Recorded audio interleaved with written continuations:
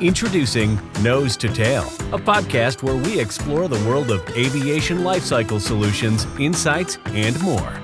Presented by Jet Midwest. Welcome back to the Nose to Tail podcast. I'm Patrick Kraus, COO with Jet Midwest. I'm here with Helena from Iceland Air. How you doing? Good. Thank you for having me. Yep. Are you having a good show so far? Oh, yes. Very busy. Yeah. Big. It's been a long couple of days so far, Yes. and I'm super glad that you joined us on the podcast. Yeah. Now, like most of my guests, I like to dig into kind of how their career started. But with you, I'd like to go back maybe even prior to that. I think you've got an interesting start to just your work career in your life. Yes. Maybe walk us through what that looked like. Yeah. So I started working when I was 14 during the summertime in the fishing industry. I did that with my best friend. So the kids, they did the outside work, like mowing the lawns and things like that. And I was like, that's not enough money for me. So we went to did that fish thing. We were freezing fish, packing it, and it was really hard work. So that instilled some good values into me. And managed my own money. And after I did that for 2 summers, and after that I went and worked in a bakery. And I did that pretty well. So I was kind of running the bakery. And then my dad started working at Icelandair in the department I am in now. So he kind of got my foot into the door. And I did that when I was 17. And I liked it. I liked working there. So I did that for 2 summers. And then I kind of wanted to work with younger people and with my friends.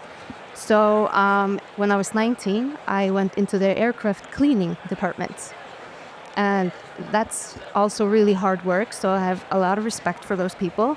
So I really had to earn my money through hard work when I was starting my, working years. And so I kind of learned the layouts of the planes when I did that. And I learned the operations, many moving parts. The aircraft comes in, it gets cleaned, the mechanics do their rounds, the ground staff, the baggage handlers, everything. It's like a huge thing when one aircraft comes to the terminal, and people don't realize it. It's a lot of aircrafts at the same time. Yeah. If any of our listeners are ever on the ramp or you get the opportunity to see it through the windows, it is a ballet. Yes. It's very well choreographed. All these machines moving around the airplane very quickly. Exactly. Amazingly, although sometimes accidents do happen, they really don't hit the aircraft. The rules are really set up well. And to your point, it just is a really great choreography of everything required so that your aircraft can get ready for the next flight or to go to bed for the night and bring it up for the next morning. Exactly. So. And you have to move quick because you've got to get those passengers on the plane and out again. So I did that for 1 summer, and then I went back to technical services, Icelandair, and I did the finance department through my university years. So I did that for 3 years. And then my dad was like, you love traveling, you should try being a flight attendant. And I was like, nah, I'm scared of flying. And he was like, yeah, you'll get over it. And I was like, okay. So when I was thinking about it, I was 20 and the age requirements were 21. So I was like, okay, I'm going to apply when I get 21. And then they changed it to 22. So when I got 22, they changed it to 23. So I didn't get to do that until I was 23. And I did that from 2018, 2019. And I wanted to get permanently hired in 2019, but then we had the MAX groundings. And so a lot of people were laid off, and I didn't get the permanent hired position. So having worked with Icelandair Technical Services before, we contacted the supply chain department, and they needed somebody in the finance corner. So I got the job there and was permanently hired there, and I've been there ever since, the last 6 years. So, and I just moved to the repairs team 1.5 years ago. Now, have you enjoyed, obviously you've done, that's a long stretch for a very young person of a lot of different things you've been able to do for Icelandair. Yeah. Is there one particular piece you've done so far that is the most fulfilling, or maybe is there a role that you did that you'd like to return to? Being cabin crew kind of has my heart a little bit because I found that very fulfilling. making people's journey more comfortable. Like, people are going through many things in their life. You never know why they're traveling.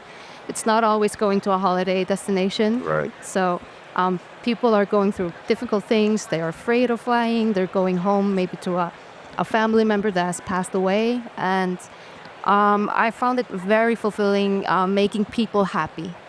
And I got a kick out of that. I like being, I have a lot of respect for the front workers and on the ground, in the air. Like, they do the hard job, like they face our customers. So yeah, I found that very fulfilling. I always remember the moments when people really like thanked me for making their journey more comfortable, and maybe they got a little less afraid of flying, and like just being very genuine and like loving what you do.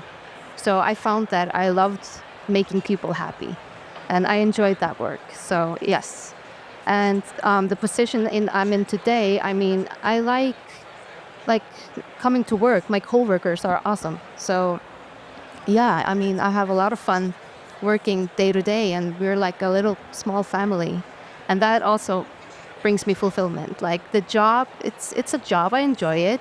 It's interesting. A lot of moving parts. I'm always learning something every day. I mean, I'm here now. This is like a great opportunity to network and meet people in person, and I like that. I like growing, learning, doing better. So yeah. You mentioned that you were afraid of flying. Yes. And I was. I'm curious what it took for you to kind of bridge that gap and all of a sudden be on an airplane every day. Yeah, I remember my first couple of flights. I was like sitting in the jump seat, and I was like, what am I doing here? Like, this is crazy. Like, it's a weird environment to be in. But what took my fear away was seeing who's piloting the planes. Like, I think a lot of the fear is you don't have control over the situation. Right. So that's where the fear comes from. You don't see the pilots. You don't see them like driving the plane. So when I got to know more of like my colleagues, I was working with the pilots. I was going to the cockpit, sitting in the cockpit, seeing how everything was working, and understanding how a plane flies takes your fear away. So like, knowledge is power. So that's kind of how my fear went away. That's great. Yeah, and kind of sitting in the cockpit when the turbulence comes, it's just like riding the waves. You don't feel like you're in the air. You just feel like you're on the seat. You know, that's the first time I've heard really done to a sea analogy, but it's true. Yeah. I remember one of my first flights on a King Air, small airplane, and we were coming in to land in Kansas City. We had quite a bit of crosswind. And the airplane's coming in, like I can see the runway lights, and the airplane's kind of coming in sideways. Yep. The pilot and the co-pilot were just talking, and everybody's just being casual, and they're navigating their stuff, and they came down, and just it was perfect. And I was like super nervous, and in the professionalism, the pilots really helped. Like, I felt so confident that these guys were, this is nothing. This is nothing. Yeah. I'm sure they've done much worse, and so that I could see how that could instill all that confidence. Yes. We'll continue this discussion on the next episode of Nose to Tail, a podcast presented by Jet Midwest. Don't forget to please like and subscribe to our channel.